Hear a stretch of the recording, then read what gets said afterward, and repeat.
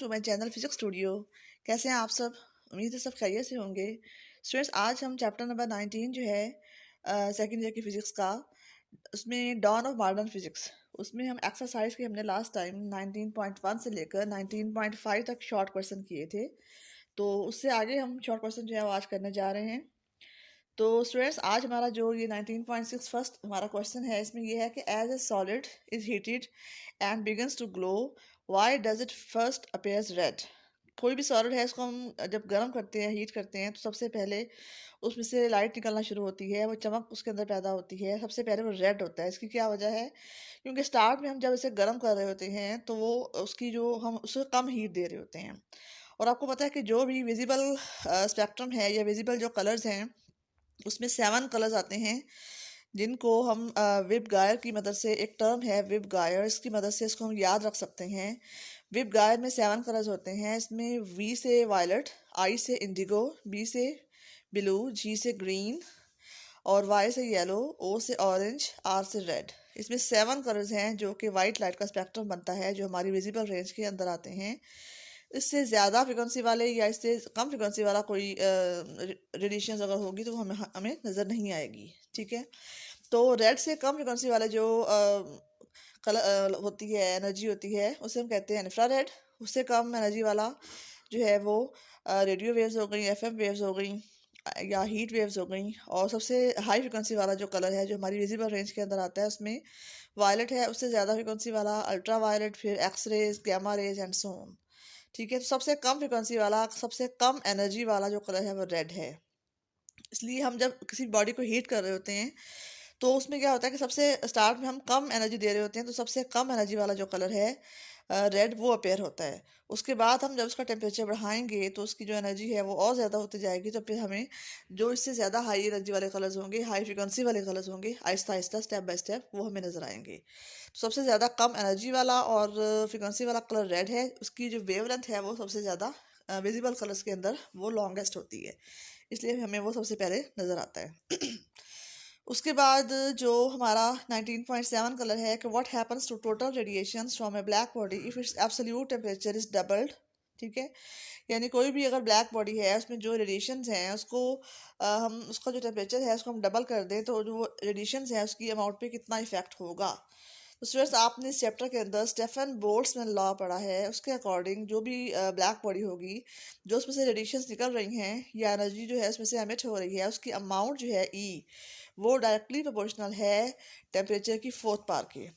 ठीक है, तो इसमें आप देखिए, इसको ऐसे भी कह सकते हैं कि the amount of energy radiated from the hot body is directly proportional to the 4th power of the absolute temperature, यानी E is proportional to T raise to power 4। इसमें हमारे पास जो कांस्टेंट है वो सिग्मा है। इस लॉ को हम कहते हैं स्टेफन बोल्ट्जमैन लॉ। इसमें आप देखें कि टी की पावर 4 है। इसमें अगर आप टेम्परेचर को डबल कर देते हैं, टी की जगह पे हम 2T लिखते हैं, 2T को हम एक नया टेम्परेचर जो है टी प्राइम से शो करते हैं। तो आप इसको जो टी है इसकी जगह पे हम 2T लिखेंगे, तो इसकी 2T की पावर 4 बन जाएगी। इसको हम जब खोलेंगे तो ई प्राइम जो नई एनर्जी होगी वो इक्वल होगी 2 की पावर 4 जो है वो 16 के इक्वल होगा। तो ये 16 सिग्मा T4 बन जाएगा। इसका मतलब है कि हमारे पास जो नई एनर्जी है वो पहले वाली एनर्जी के मुकाबले में 16 टाइम बढ़ गई है। 16E बन जाएगा। E prime will be equal to 16E। तो energy will be increase as 16 times. ठीक है, उसके बाद जो हमारा नेक्स्ट क्वेश्चन है 19.8 कि beam of red light and beam of blue light have exactly same energy. हमारे पास 2 बीम्स हैं लाइट की, और उनमें से एक रेड कलर की है, एक ब्लू कलर की है, और दोनों की सेम एनर्जी है। Which beam contains the greater number of photons. किस बीम के अंदर नंबर ऑफ फोटॉन जो है वो ज़्यादा है। हमारे पास जो एनर्जी का फार्मूला है स्टूडेंट्स, वो E is equal to H F है, या E is equal to H C over lambda है। तो हमारे ये एक फोटॉन की एनर्जी है। तो हमारे पास अगर n नंबर ऑफ फोटॉन्स हैं तो हम इसको n से मल्टीप्लाई कर देंगे, तो उनकी जो एनर्जी होगी E will be equal to N H C over lambda. यहाँ से अगर हम n यानी कि नंबर ऑफ फोटॉन्स n को अलग करते हैं तो ये n will be equal to E lambda over H C. यानी इसमें आप देखें कि एनर्जी उन्होंने क्वेश्चन में कह दिया कि वो एग्जैक्टली सेम है। दोनों बीम्स की जो एनर्जी है वो E की वैल्यू वो सेम है। इसमें एच भी कांस्टेंट है, सी वेलोसिटी ऑफ लाइट जो है वो भी कांस्टेंट है। तो इसका मतलब है कि n नंबर ऑफ फोटॉन जो है वो डिपेंड कर रहा है ओनली लैम्डा पर, लैम्डा के साथ प्रोपोर्शनल है। तो हमारे पास 2 कलर्स हैं, रेड और ब्लू।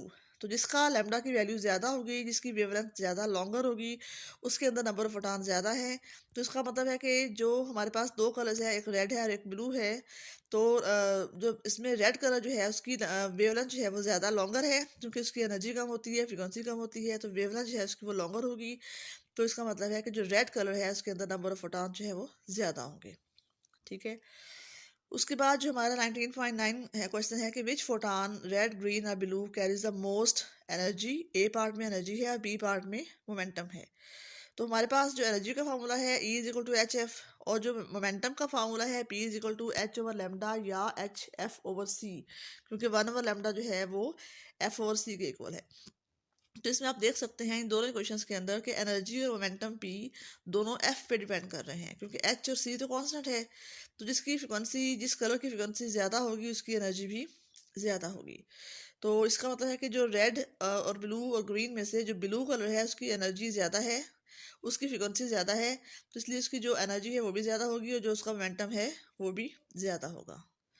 ठीक है। तो ब्लू लाइट जो है उसकी फ्रिक्वेंसी ज़्यादा होने की वजह से उसका एनर्जी और मोमेंटम जो है वो ज़्यादा होगा। उसके बाद 19.10 which has the lower energy quanta, radio waves और एक्स रेज। कि रेडियो वेव्स और एक्स रेज में से कौन सी जो एनर्जी है उनका जो क्वांटा है वो कम एनर्जी वाला होगा। तो चूंकि हमने पीछे पढ़ा है, हमारे पास जो फार्मूला है एनर्जी का E is equal to H F, की एनर्जी जो है फ्रिक्वेंसी पे डिपेंड कर रही है। तो इसका मतलब जिसकी फ्रिक्वेंसी कम होगी उसका क्वांटम भी लो एनर्जी वाला होगा। तो रेडियो वेव जो है उनकी फ्रिक्वेंसी कम होती है, जो हमारी विजिबल रेंज से बाहर होती हैं, कम फ्रिक्वेंसी वाले होती हैं ये।